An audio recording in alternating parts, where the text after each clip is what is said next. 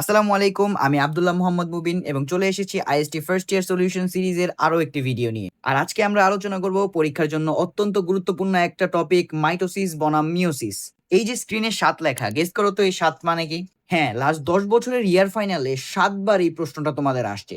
এর মানে হলো এই টপিকটা যদি তুমি ভালো মতো বুঝে বুঝে পড়তে পারো তাহলে অবশ্যই এমসিকিউ হোক বা রিটেন হোক, যেভাবেই হোক তোমার খাতায় কিছু না কিছু নাম্বার যোগ হবেই। প্রথমেই আমরা মাইটোসিস নিয়ে কথা বলবো। খুব সহজ করে যদি বলি, মাইটোসিস হলো আমাদের শরীরের ফটোকপি মেশিন। ধরো আমাদের শরীরের কোথাও কেটে গেল, তখন ওইখানকার কোষগুলো আসলে কি করে? ওই কোষগুলো মাইটোসিস প্রক্রিয়ার মাধ্যমে ওইখানে ঠিক একই রকমের সেল তৈরি করে জায়গাটাকে সারিয়ে তোলে। আর এই যে ফটোকপি করার মতো একটা পদ্ধতি, এটাকেই বলে মাইটোসিস। এবার আসো মাইটোসিসটাকে বইয়ের ভাষায় শিখি। মাইটোসিস হলো দেহকোষ বা সোমাটিক কোষের একটি বিভাজন, যেখানে একটি কোষ জিনগতভাবে অভিন্ন দুইটা অপত্য কোষ তৈরি করে। অর্থাৎ একটি কোষ ভেঙে দুটি অভিন্ন ডিপ্লয়েড প্রদান করে, যেই ডিপ্লয়েড দুটো কিন্তু পরবর্তীতে আবার পূর্ণাঙ্গ কোষে রূপান্তরিত হয়। মূল কথাটা হলো কোষগুলো হবে সম্পূর্ণ একেবারে কপি পেস্ট, হুবহু একই রকম।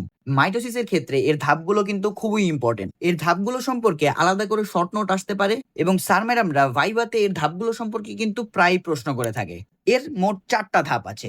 প্রোফেজ, যেখানে ক্রোমোজোমগুলো ঘন হতে শুরু করে। মেটাফেজ, যেখানে ওরা কোষের মাঝখানে ঠিক এক লাইনে দাঁড়ায়। অ্যানাফেজ, যেখানে ক্রোমোজোমগুলো দুই দিকে সরে যেতে শুরু করে। এবং সবশেষে টেলোফেজ, যেখানে দুটি নতুন কোষ তৈরি হওয়ার প্রক্রিয়া শেষ হয়।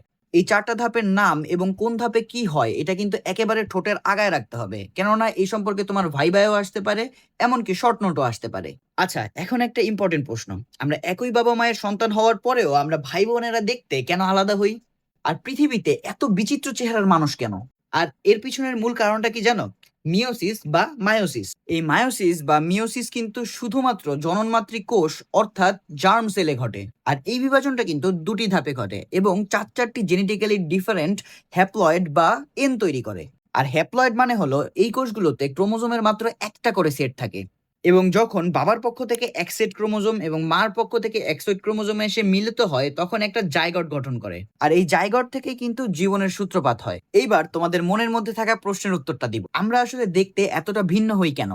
কারণ তোমার মার পক্ষ থেকে আসা ক্রোমোজোমের কিছু অংশ তুমি প্রকাশ করো এবং বাবার পক্ষ থেকে আসা ক্রোমোজোমের কিছু অংশ তুমি প্রকাশ করো। সেও তার বাবা মার ক্রোমোজোমের কিছু কিছু অংশ নিয়েই কিন্তু তার বৈশিষ্ট্যগুলো প্রকাশ করে। এইবার আসো আমার ব্যক্তিগত চিটশিটে। পরীক্ষার আগে অথবা ভাইবার আগে এক নজর দেখে নেওয়ার জন্য এর থেকে ভালো কিছু আর হয় না।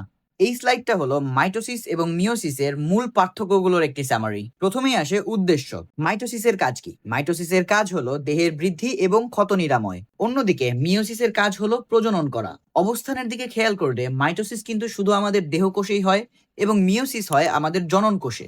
অন্যদিকে মাইটোসিস কিন্তু মাত্র একবার বিভাজিত হয়, মিওসিস কিন্তু 2বার বিভাজিত হয়। মাইটোসিসের ফলে আমরা যে অপত্য কোষটা পাই এটা কিন্তু আসলে ডিপ্লয়েড বা 2n। আর অন্যদিকে মিওসিসের ফলে আমরা যে কোষটা পাই এটা কিন্তু হ্যাপ্লয়েড বা 1n।